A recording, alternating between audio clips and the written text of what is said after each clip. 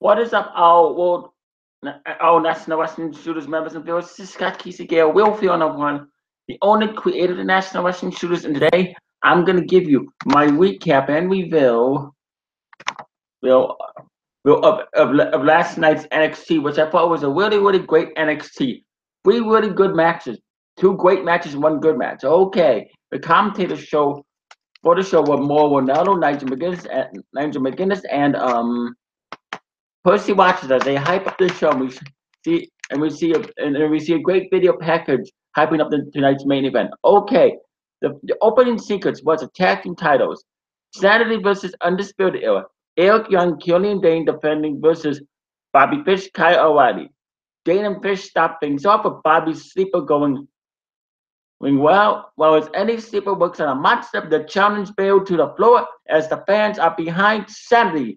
A gutbuster drops Kyle and Young drops a middle rope elbow for two. Young gets in a shot tied to the head, but Fish trips him up and sends us, and then we go to a break. Back from the break, we with Young in more trouble and getting suplex into the corner.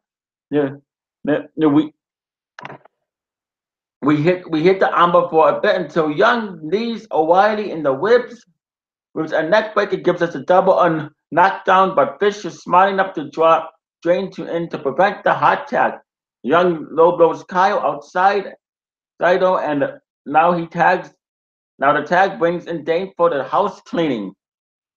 Dane drops Kyle with a Michinoku driver for two, and it's already back to the Young for a powerbomb. Kill Adam Cole to crotch. Young though drawing in Nikki Cross to dive into Adam Cole. Young gets gets two more off a neckbreaker for Kyle, but Adam Cole post Dane a suicide dive takes Cole down but Young walks into a high low for the pin and to become the new NXT tag team champions at to become the new NXT tag team champions at 14 minutes and 58 seconds. Without undisputed era defeated Sandy Hilo Young 14 minutes and 58 seconds. I thought this was a really good tag team match. Congratulations to the Undisputed Era, Kyle Fish and Bill Wyatt become the NXT Tag Team Champions. They didn't. I like this. I like this. And so you never know what's going to happen at NXT. Even though it's pre-tip, you never know.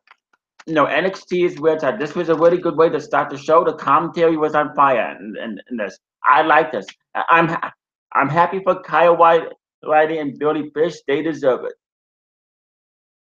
But and then Adam Cole celebrates with the new champ, showing off of near elation to sell the moment. Hopefully, Adam Cole becomes the NXT World Heavyweight Champion sometime. Then there's a video on Roderick Strong before his fatal four-way qualifying match later. Shania Baszler is coming. Heavy Machinery admires Tino's sabotage and Riddick Moss's car until the owners show up. Trash is talk, but the rich guys drive away. I like this. This is a funny segment. Then we look back at Sonya Deville beating Ruby White a few weeks ago. Sonya challenges Ember Moon from next week. The title match is confirmed. And I'm really looking forward to that match. The Sonya Deville versus Ember Moon. I think it's going to be a classic. Then there's a video on Lars Sullivan. We look back at the Aleister Black kicking Adam Cole's head off last week. Then fatal four-way qualifying match. Roderick Strong versus Lars Sullivan. Strong goes right at him to stop, but gets taken down with a hard shot to the face. The angle slam doesn't work either, and Lars forearms him in the back. We hit the bear hug until Strong strikes his way to freedom. Some running forearms stagger the big man, but he blasts Strong in the head. For some reason, Lars goes up to the top, but gets suplexed down for two with the near fall barely getting one. Some jumping knees give Strong two, but a power slam cuts him off again. The freak accident sends Sullivan into a number one contestant match at 5 minutes 43 seconds. Lars Sullivan beat Roderick Strong freak accident 5 minutes and 43 seconds.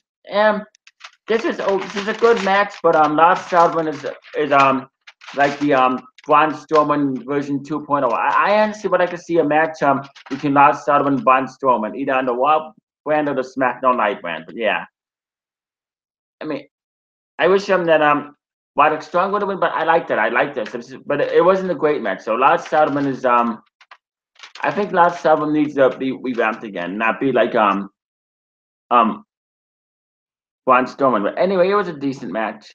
And then the Street Profits talked to some fans earlier this week. The fans seem to like them. The Fatal 4-Way next week is with Aleister Black versus Killian Dane versus Johnny Gargano versus Lars Sullivan. Tyler Bate is ready to take his title back. United Kingdom title. Tyler Bate versus Pete Dunne. Dunne is defending. The fans split to start as Dunne takes Bate down into an armbar. Bate reverses it into one of his own, but has to jump off the head scissors. They fight over a test of strength on the mat, with Bate getting powered down, but bridging out an impressive power display. A left-handed sucker punch drops Dunne for a 2, but Pete gets into a hard form outside the takeover. Bate stomps Pete's head into the steps only to get suplexed off the steps for a big crash. Back in and Dunne stomps on the hand to pop a finger out of joint. Tyler pops it back in, so Pete stomps it on again. Back up and Tyler tells him to bring it before countering and kick him to a T-bone suplex. A rolling kick to the head sets up to the Tyler driver 97, but Dunne reverses into a triangle. Bates' powerbomb counter doesn't work, so he picks Dunne up again, then drapes him into the middle rope and catapults him into a top boy break. The airplane spin into the reversal airplane, but spin is followed by a third spin. But Bates' delayed leg cover only gets 2. Dunne crawls over to the top ropes. Bate climbs the rope for another suplex and 2 more. They trade hard kicks, with Bate getting the better of it as Dunne looks out. Dunne grabs the arm for a quicker bitter end, but Bate is up again. The trade clotheslines before heading to the apron to slug it out again. Back in and Dunne punches him in the face and gets 2 up an X-Flex into a sit-out powerbomb. Bate knocks him outside for a big dive, followed by the Tyler driver 97 for an even closer near fall. Back up and Bate tried a German suplex, but Dunne lands on his feet, setting up a bitter end to retain the title at 22 minutes and 54 seconds.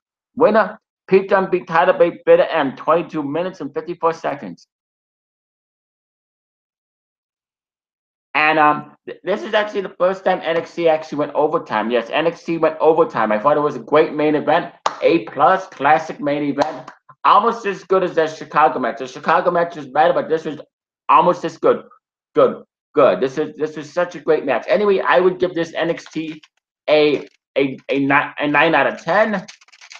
10, 5 stars, 2 thumbs up, way up. Comment down below in the comment section. Tell me what you thought about NXT. What did you think about the main event? Anyway, I'll probably have tomorrow or sometime on the weekend to give my thoughts on Don Callis and Scott D'Amore being the new executive vice presidents of Impact Wrestling. I'm really looking forward to seeing what they do with it. Anyway, it was a good NXT. Mauro Ranallo is the best commentator that NXT has right now. Him and Nigel McGuinness commentate NXT like it's a sport. So it was a really good show. Anyway, you stay classy, live long and prosper, keep it classy, A class A, and see you tomorrow Friday for another wrestling video.